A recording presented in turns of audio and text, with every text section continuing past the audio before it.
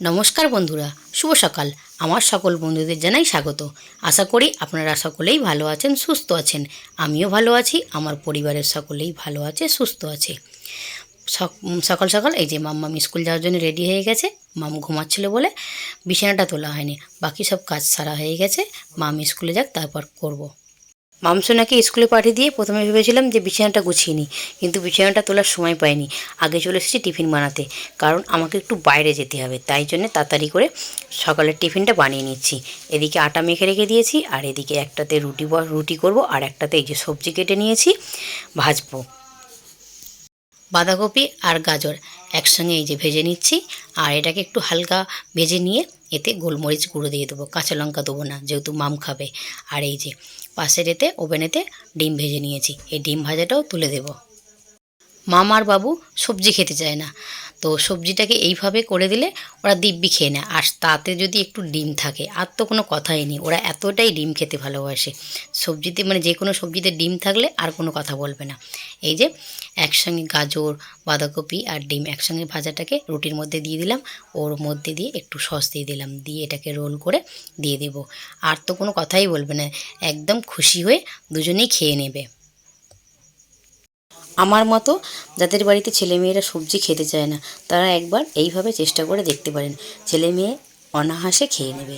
যেরকম দেখতেও কালারফুল হয়, সেরকম খেতেও কিন্তু দুর্দান্ত হয়। আমার ছেলে মেয়ে তো ভীষণই ভালোবাসে খেতে। এইরকমভাবে বানিয়ে দিলে আর তো কোনো কথাই হবে না, এতটাই পছন্দ করে।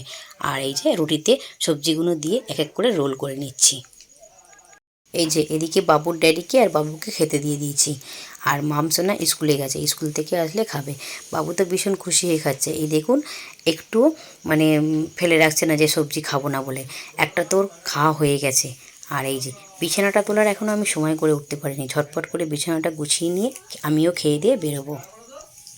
বলেছিলাম না একটু বাইরে বেরোবো। এই যে বাইরে বেরোনোর কারণ হচ্ছে এই যে কিছু কেনাকাটির ছিল। আর কিছু কেনাকাটির কারণ হচ্ছে আমার বান্ধবীর শাশুড়ি মা না ফেরার দেশে চলে গেছেন, তো তেনারই শ্রাদ্ধের কাজের নিমন্ত্রণ আছে, তো সেখানেই যেতে হবে, তার জন্যই কিছু কেনাকাটি। আর এই যে আমার দুই বান্ধবী একই ঘরে, মানে তাদের জন্য, তার দুটো মেয়ে আছে, তো দুই মেয়ের জন্যে দুটো জামা নিয়েছি, স্কার্ট। আর তার সাথে দুই বান্ধবীর জন্য দুটো শাড়ি নিয়েছি। এই যে শাড়ির কালারগুলো কীরকম হয়েছে, একই প্রিন্ট, কালার আলাদা। আর তার সাথে আমার মামসোনার জন্য এই যে একটা সুতির ফ্রক নিয়ে এসেছি, যেহেতু গরম পড়ে গেছে তাই। আর সাথে সাথে একসঙ্গে এই যে কটা শর্টসও নিয়েছি। মামের না ভীষণ গরম হয়, এখন থেকেই মাম ঘামতে শুরু করে দিয়েছে, তাই জন্যে কটা শর্টস নিয়ে নিয়েছি। বন্ধুর বাড়ি নিমন্ত্রণ রক্ষা করতে হবে। এই যে মা মাম্মি বেরিয়ে পড়েছি, বাবু বেরিয়ে রাস্তায় দাঁড়িয়ে আছে, আর বাবুর ড্যাডি এই যে ক্যামেরাটা একটু ধরে দিয়েছে। এখন বিকেল 5টা মতো আরে বাজে। আর আলমারিটা না অগুছালো হয়েছিল। বাবুর জামা কাপড়ও কোথাও খুঁজে পাচ্ছিলাম না, বাবুর ড্যাডিরও জামা কাপড় খুঁজে পাচ্ছিলাম না, তাই বসে বসে আলমারিটা একটু গুছিয়ে নিলাম। আর সাথে সাথে আমারগুলোও একটু গুছিয়ে নিলাম। এখনও কিছুটা বাকি আছে, এটা তো একটা আলমারি হয়েছে, এখনও একটা আলমারি বাকি আছে।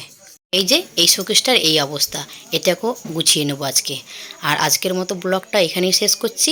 ভালো লাগলে লাইক, কমেন্ট, শেয়ার করার জন্য অনুরোধ রইল।